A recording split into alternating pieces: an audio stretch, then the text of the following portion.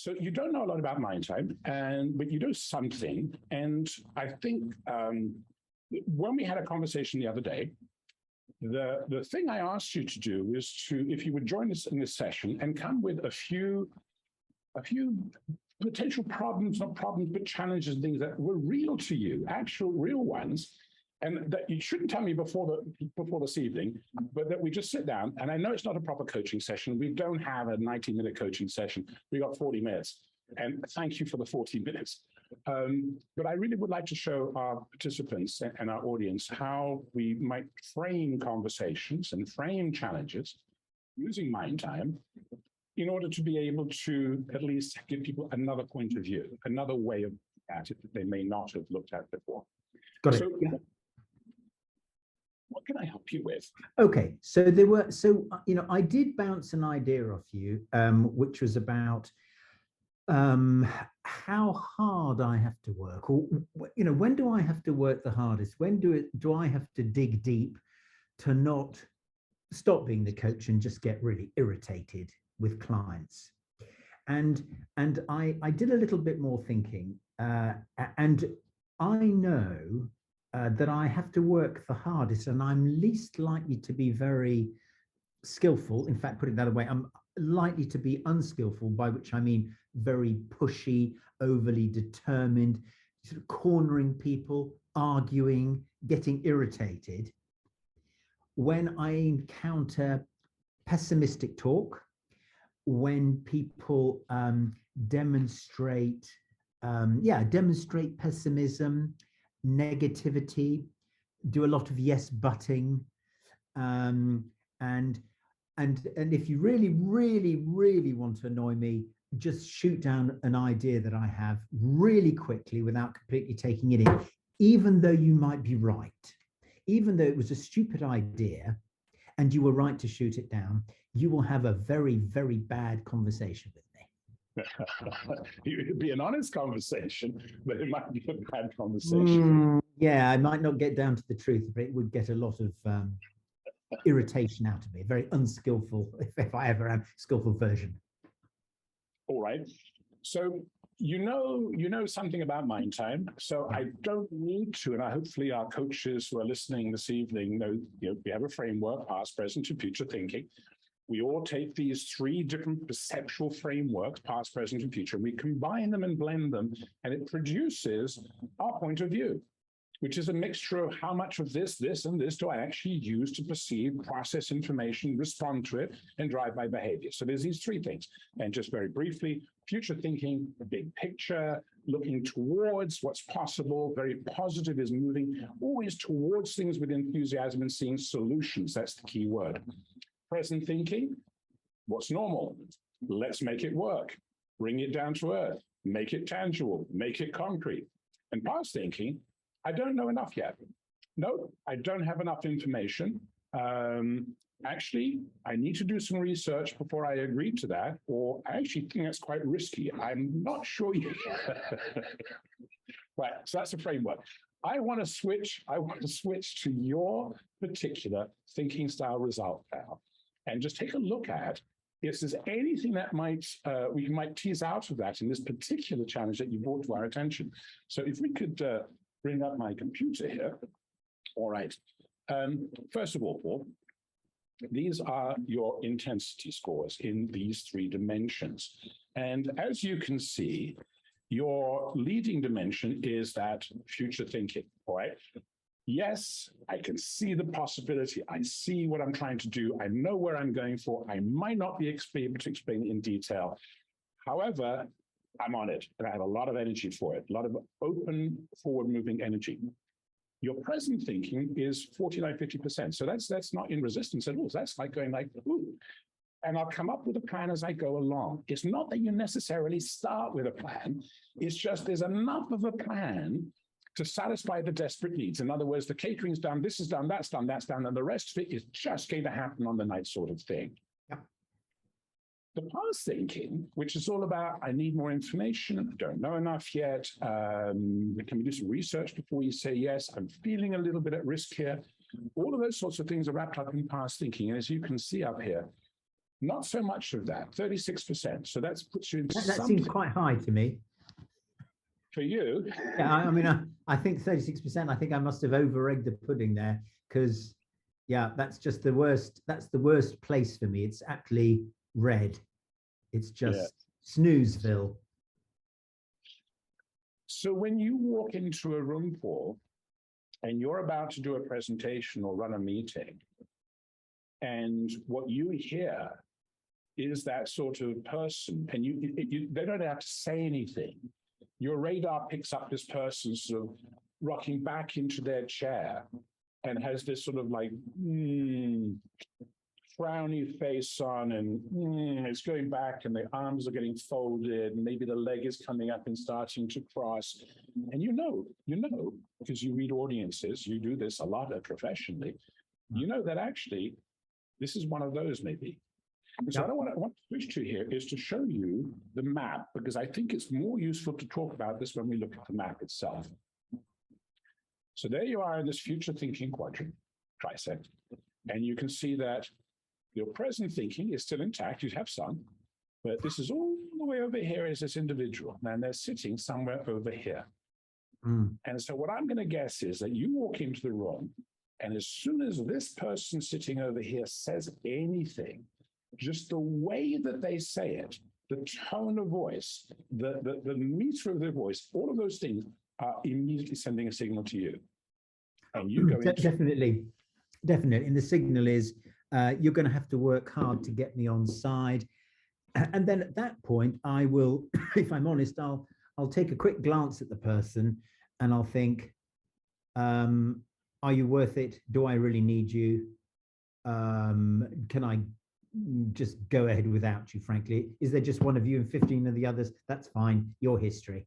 I mean, if I'm really not feeling it, if I'm in a good mood and it's the morning and I haven't had too many coffees, then I might actually really do some target practice and empathize like mad, because it's quite fun too to try and understand the contrary, but that's on a really good day. What if it's the CEO? And actually, that's the person that you need to bring on side first and foremost. Maybe not the person who hired you. The person who hired you said, we got a problem in management. And the person didn't tell you, and it's the CEO, but they need to buy into this. That then is quite scary, because well, it can go one of two ways. I mean, probably I'm being crude there, but it's probably the first reaction is, oh golly, okay, all right, let's get going. We've got work to do here. That's the first reaction. Then I suppose what I'm also capable of doing is just chucking the whole thing and saying, all right, you win, I'm out of here, I'm not going to get the contract. So interestingly, my strong future preference, and I really thought hard about the items that I had to answer to come up with this result. My future really is so strong sometimes, which that I'd rather not compete sometimes. In a coaching session, let's be honest, it's different, because I'm there to understand somebody who's stuck. And so there I will be the most energetic. In fact, just today, which I've been doing this a long time, and there are still plenty of tripwires for me. Because I'm paying attention to my feelings a lot. That's one of the things that I bring to the room, is sort of professional human being. I'm sensitive to my feelings, so I can tell you what you're doing to me, and then you can take a view. So necessarily, these sorts of people that I'm describing can get to me quite quickly. No, quickly. I know that you did your PhD and your dissertation on empathy. Yeah. So the irony. Yeah, grinning irony. So it's actually interesting to me, because I hear in what you say, you have the capacity to turn empathy on and off. Yes. And that you turn it on when it really matters to turn it on. Let's take the CEO, who happens to be the person down here in this past thinking trisect. Yeah. And you go, okay, I'm really going to have to work for this. All right. Now, if I may suggest that what happens to Paul here is that Paul has to reach into that past thinking that he does have and say, well, what does Paul sound like to this person over here? So if this person's a person sitting in a room who actually sat back, folded their arms, and gave all of that negative, not negative, but perceived as not cooperating, not on board, in other words, negative to moving forward at that point, if this person is the one who's the decision maker, then you've got to somehow get into this person's shoes. So I assume what you do is use empathy and what past thinking you have. And I wonder, do you then ask yourself, well, what actually does this person need to see and hear in order to say yes to this person here? Does that happen? I don't do that. You're right. And funnily enough, this is hilarious, because literally 10 days ago, I was in the room with the CEO. He is the gatekeeper. It's the final decision step to a substantial and high-profile piece of work. There's the COO who's introducing me. There's the head of governance who's in the room, who I've met for the first time. And this is a virtual room. And there's the CEO who gets the final say. And the CEO says, so what do you do about people? I mean, it was a nice question, actually, but he was, he says, well, I think one or two of our people are going to be quite resistant. These are all very senior non-executive directors who work in portfolio companies for this guy. And he says, they might be resistant to this. Now, interestingly, in this case, I didn't do what I said I ought to do, which was to empathize and say, John, you sound worried that some of your people are going to kick back if you offer them coaching. I guess that's because they're so experienced. Now, that's what I could have said, you should have said. But here's an interesting thing. What does happen then is, as soon as, if I've got a good answer, empathy is not the first place I go, which I should. I come back with something to reassure this past thinker, which is, look, we're not training here. These people are going to come into the room for a hopefully interesting conversation to explore how they do things. I'm not teaching them anything. And so you're right, actually, I do confect the most reassuring answer. You're absolutely right, actually, what you said a few minutes ago. But that's that's maybe when the stakes are high. I have a little idea that I would like to try and share with you here. So you see here a map, MindTime map. We've got just some adjectives around it. So we know that people around this part of the map need to be informed. They need facts, they need information. They can't say yes until they have enough information. Their natural position in life it feels like a no position to yes people. And I'll come to that a little bit more in a minute, because this is a dynamic. But if we look at these words, analytical, factual, informed, they have a certain quality that if you know that is what's being listened for, is Paul able to shift and say things such as, I have a lot more information that I would really love to share with you, but I've been given only this amount of time. So we've prepared this background information for you, which we can let you have in good time. In the meantime, I understand there are probably going to be a lot of questions and concerns with how fast this is all moving forward. In other words, literally put the elephant on the table sort of thing, and to make everyone reassured that you are absolutely in the same place. In fact, you too would like to have more information and know all of the answers to this, but we're starting out this exploratory conversation, so it just is a conversation. So that's all we're going to do, is invite people in to have this conversation. In other words, if you played the role of the person over here to the person over here, not through empathy of listening and saying, I hear you need, but through actually taking on that as your need as well.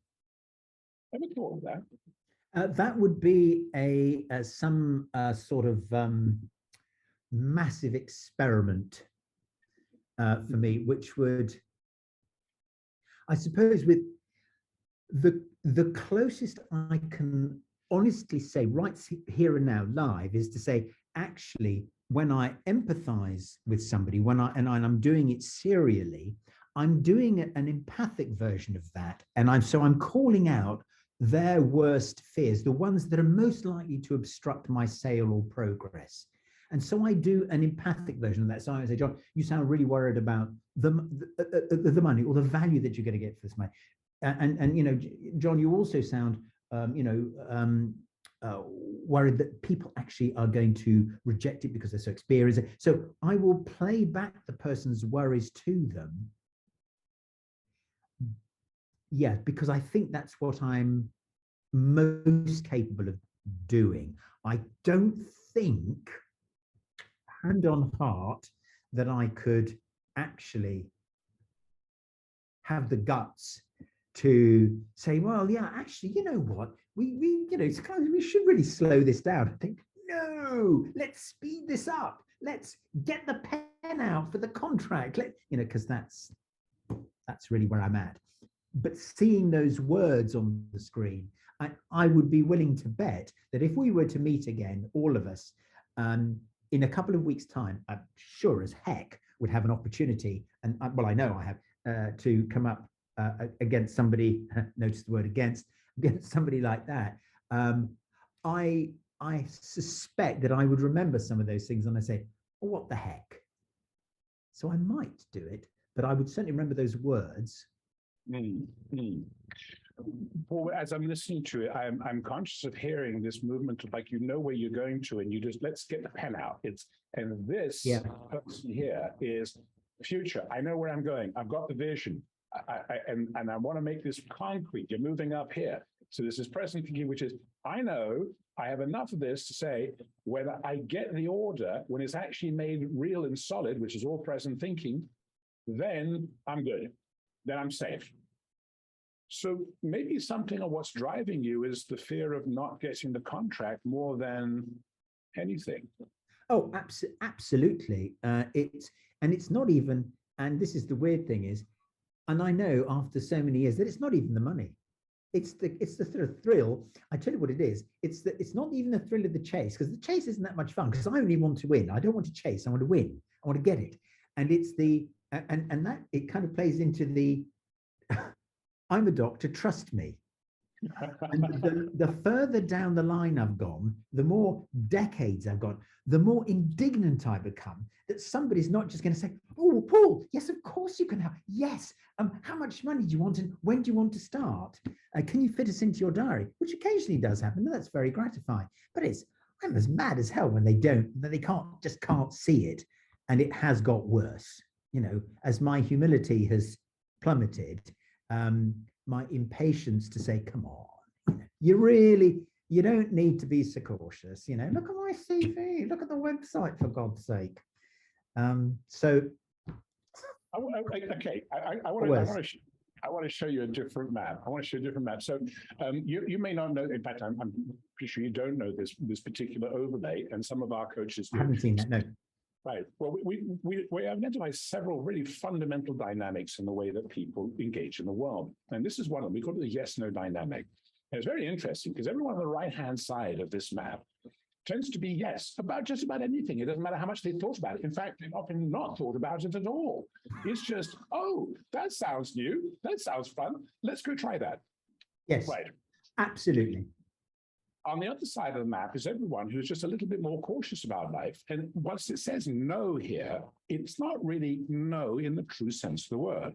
It really is, I don't know enough yet to take the risk you're asking me to take. So if I put it to you that in any given situation that you find yourself in, you're going to find people who may be in one side or the other side of the map. If you simply think that the no's are not no's, in any sense of the word no stubborn, although we call them sticking bugs. Yeah, I picked up on the I don't know words. Yeah. Not caught up with your speed and where you're going, because you know exactly where you're going to. And by the way, as you get older, you're getting more impatient. And it's just like, can we just get the damn thing signed so we can get on with the work? Yeah. And I mean, the thing is, there's a couple of things you said there. One is, and it came up earlier in your description, I don't actually know where it's going, but I cleared up with my supervisor many years ago that I work and in an emergent way. I get my kicks and I think I do my best work, and I believe clients are best served by me accompanying them with no plan other than to get somewhere new, better, and clearer. So that's the first thing. I live in the future, and I do it on purpose because the plan sort of buggers up my methodology as well. As I've found the one that I'm good at. What I'm good at is adaptation. Getting a fire going with wet wood. You said something which really caught my ear, which has brought some relief, which is a no could be interpreted, or would really help me to think of it as I don't know, or I don't know enough. I don't know enough. Now, I don't know enough is actually I can much more readily have compassion for somebody who doesn't know enough, because I don't want to push somebody to do something if they don't know enough, if they're frightened. Yeah, so I would pick up on fear there, just in that phrase, I don't know enough. Oh, wow, I'm super not going to push you then. So it wakes something up which makes me want to empathize with them. That's really interesting. I think the most important thing that can happen when someone with your kind of ability and skills and background and experience and discipline and presence, frankly, I mean, when you walk into a room, people know you walked into the room. So when all of those things happen, I think calling out, and maybe you will try this, calling out this otherwise uncomfortable thing, and just turn around and name it and say, and just tell you, I did this myself a few years ago at a presentation, say, I know as I stand here before you, that at least 30% of you are folding your arms. And the more I talk, the more I am digging my own grave, because I cannot utter the words the way that you need to have them put in order for you to be reassured. I don't have your vocabulary. So if I can ask you to move beyond my vocabulary and move beyond my energy, because I also am someone who's very much in the room and I'm alive and I wave my arms around. So I describe myself and I describe who I'm going to put off and why, and ask them to suspend that and to trust me that I am here for a reason. And I do believe in the reason I'm here, even though the way I'm coming across may put you off at first. Please just bear with me. Would that be something that you might try? I like that. When you started, I didn't like it, and then by the end, I'm thinking, oh, actually, that sounds like empathy, because what I'm saying to them is, look, and I like that you're pointed to the language. I'm probably using really positive language, and I'm coming across as a very strong and determined person who's not going to take no for an answer, and that might be a real turnoff to some of you in here. And so actually taking that off and putting it to one side and saying, here, I know that's what I do. I've never done it in front of a group, and I certainly haven't done it in a pitch. I have done it in a one-to-one. Mind you, in a one-to-one, I've also told someone that they're really pissing me off by saying yes, but every time. And that they might want to bear that in mind too. So hauling them over to my side of the chart. But there is a distinct possibility of doing that. I think I can imagine my approach and language is making you less keen than more keen in this moment. So yes, that could be actually rather cool to try out. I'm enthusiastic about that. I can hear myself saying that more than I can hear myself. Well, I couldn't hear myself saying the other thing you suggested 10 minutes ago. No bloody way. But this, yeah. All right. There's one other dynamic I want to share with you, because I think it's relevant as well. It's called a concrete abstract dynamic. And the concrete abstract is, to what degree in our language, in our actions, and what we do, to what degree are we keeping things in abstraction? Or to what degree are we trying to drive them down to become concrete, real, etc.? Now, as you see, you are just south of the concrete abstract line. So you're one of these people who probably can deal very well in abstractions, but at a certain point in time, if there's people over here talking, you're probably going like, okay, look, this is all sounding like so off anything that I can actually wrap my arms around, that I'm now going to call this bullshit, even if it's not to someone saying it. It's like, no, you've lost me. You've just left my universe. So, but you're still in the abstract zone. Now, if you meet someone who's up here in this concrete zone, who really wants it tangible, who really wants to bring it down to earth, and who cannot deal with abstractions really in any sense of the word. Do you find that challenging, or do you manage to hop across this line with empathy? Yeah, that is not an empathy thing, actually, funnily enough, but that is probably something that I have actually learned to do over the years. It's still the one need for concrete manifestation that I don't like, but I've now realized that people really need, is a plan. I know that clients like plans. I hate plans, but if I want to keep the clients, I produce plans. We never stick to the plan, and they don't stick to the plan, but nobody seems to give a damn as long as they had a plan to begin with, which seems like a real waste of time to me, but I've learned that it's part of the dance. So fine, have your bloody plan. Look, I'll do you a chart. It looks beautiful, doesn't it? So I do that. But the bit of concreteness that really does seem to work for me, and it doesn't antagonize me, it doesn't make me work hard, is, and what I actively enjoy, is getting little pieces of psychology and turning them into something concrete, a tiny little model or a little squiggle, a small simple diagram that people can get and they go, oh wow. And I'm conjecturing, but maybe if I can, it's a bit like baiting a hook. I throw it over that purple line to the concrete side, and I'm pretending I'm there, but I'm still actually in the abstract. I'm actually hooking them into the abstract so that they can understand what I'm getting at. But I do it in a concrete way. I work with a lot of scientists over the years, aerospace engineers, numbers people, bankers, people who love analysis and facts, IT people, hundreds, literally. And they love the diagrams. They love the model. I was working with a couple of weeks ago, as you know, John, and as soon as I was able to put a little chart, they glued onto it for the entire program, entire 3 days. And it was just a smiley face, an unhappy face, an unhappy face, and a smiley face, and 2 words on top. And this for them was the thing. And it stayed up on the wall the whole week. And it kept them I'm going to interrupt you. I'm going to interrupt because I have this sense that one of the things that you do really, really well is to take a complex issue and to actually simplify it. And you do one other step, which is you can depict it in its simplicity. This is your little diagram. So you take a complex idea in deep abstraction, potentially, you listen to all of this stuff and you go, oh, and then you take paper and pencil, which you're very good at doing, and there it is, there's the description, and that becomes your concretization. That becomes your, I've made it real for you. Is that it? Yeah, that's it. Okay. Exactly. That's it exactly. And do it with diagrams in the moment. Very often I will draw something, even if it's a remote session like this. Like you, I have cameras.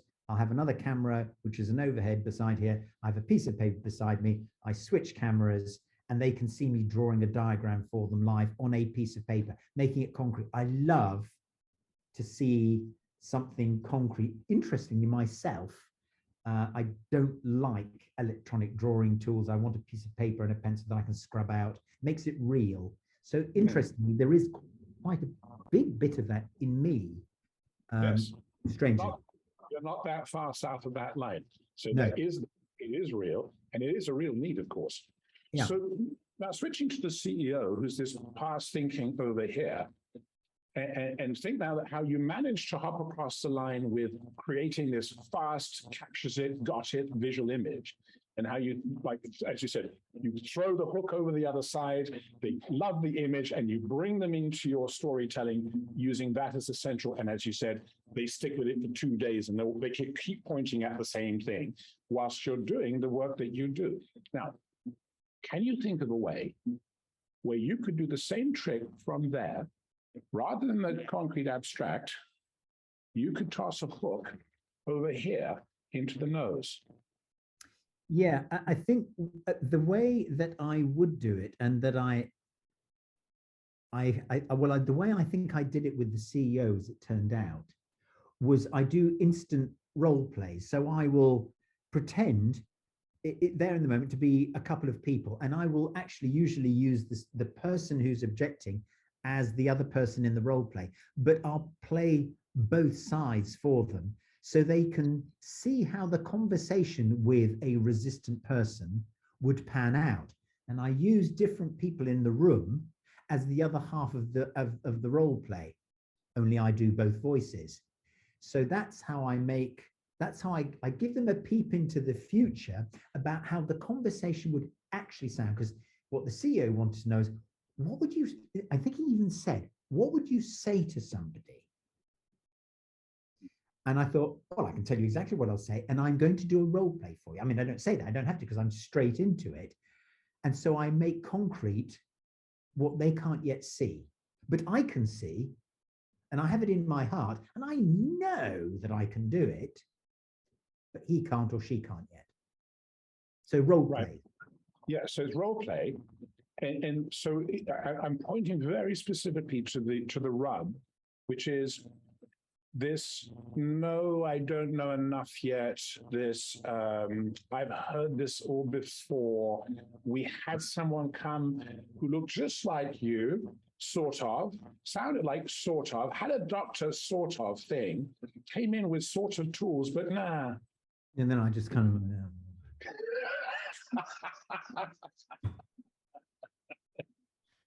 Right. Benita, okay. If you, no, so at that point, okay, you've just, that's trigger one. Oh, I have a friend who does what you do. Yeah, that would hurt. That would hurt. However, there has to be a way, because you see, it isn't like you've got no past thinking. Watch. All right. 36% is not zero. It's not.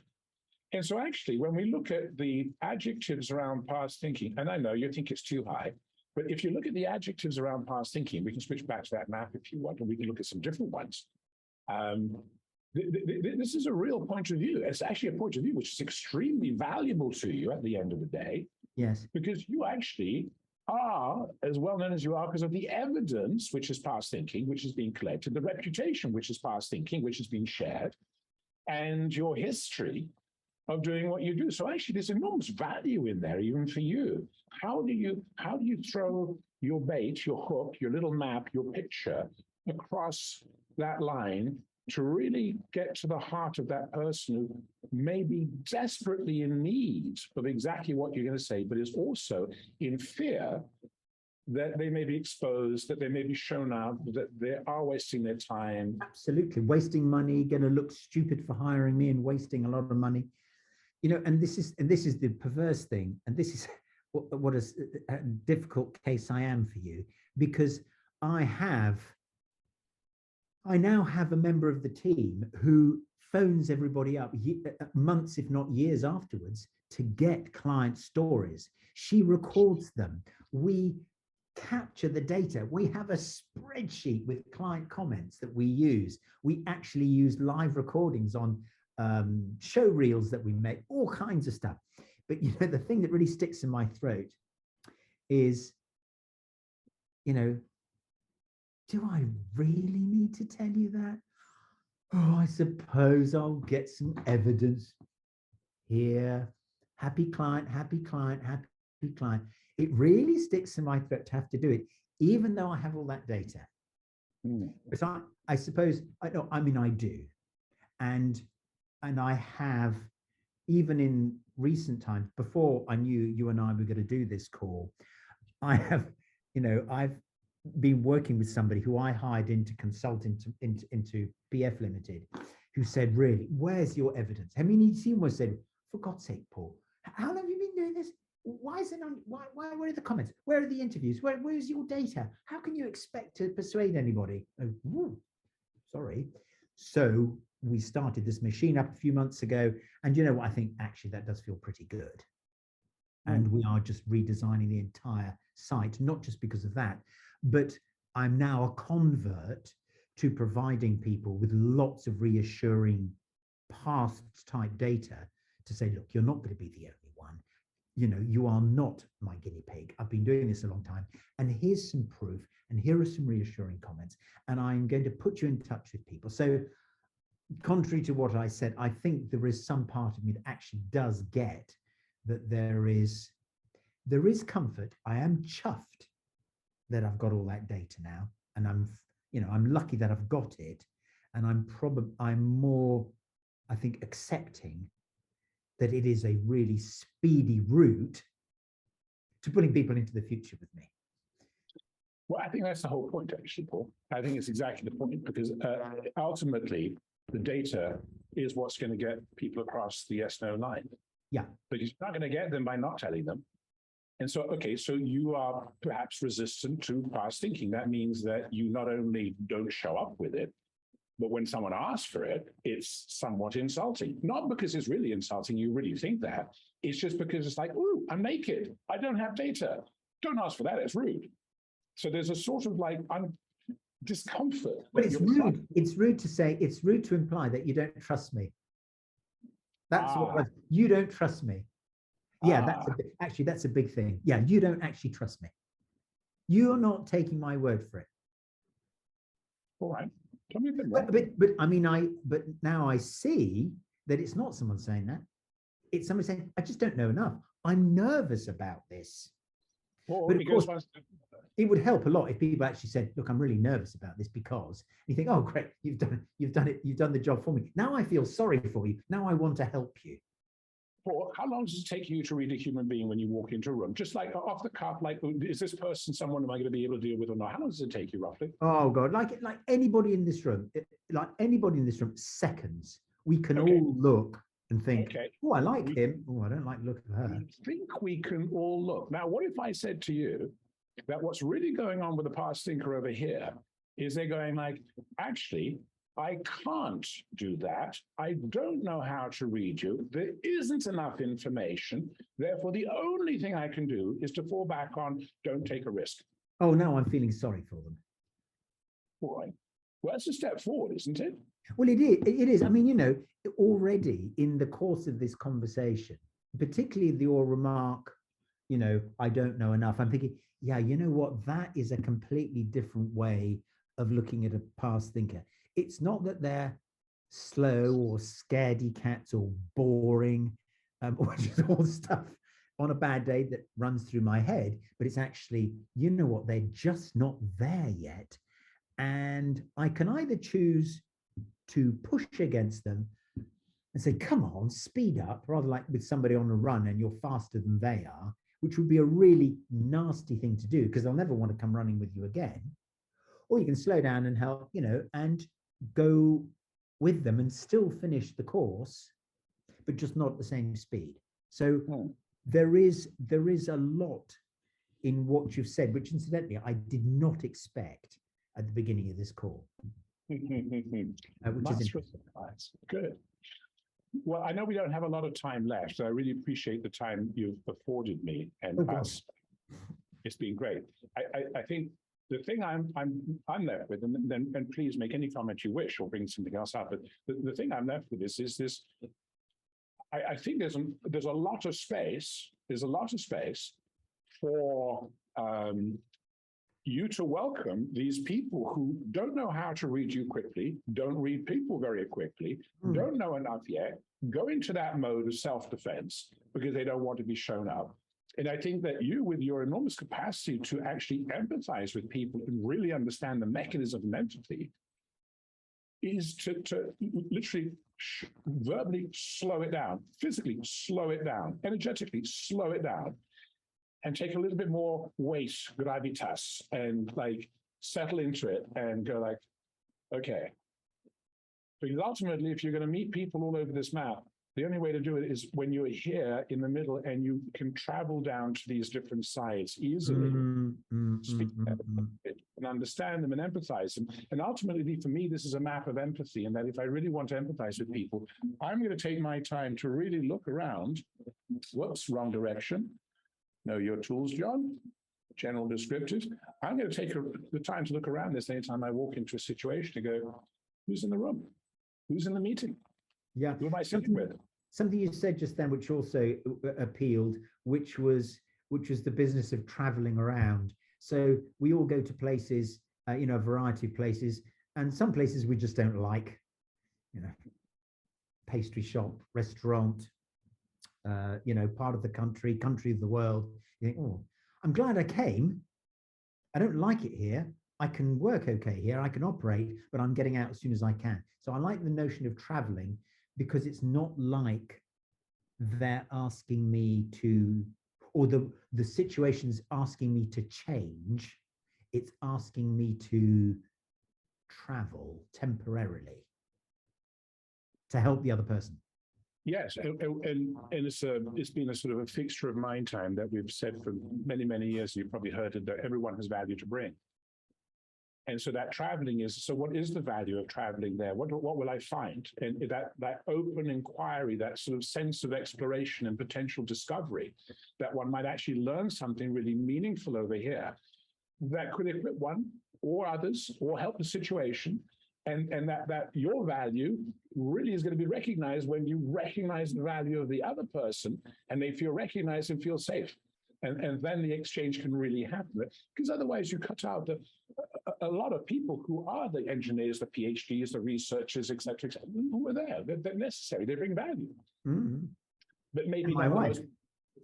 Well, who's down there? Who's Claire's right down there? So, right down here. I mean, she's right down there. No, move your finger to the left. There.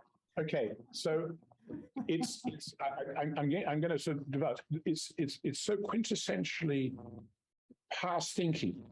Please tell us what Claire's passion and sort of calling is in the world. What not her new flower business, but the real one where she really did her big studies and things. Well, it's music.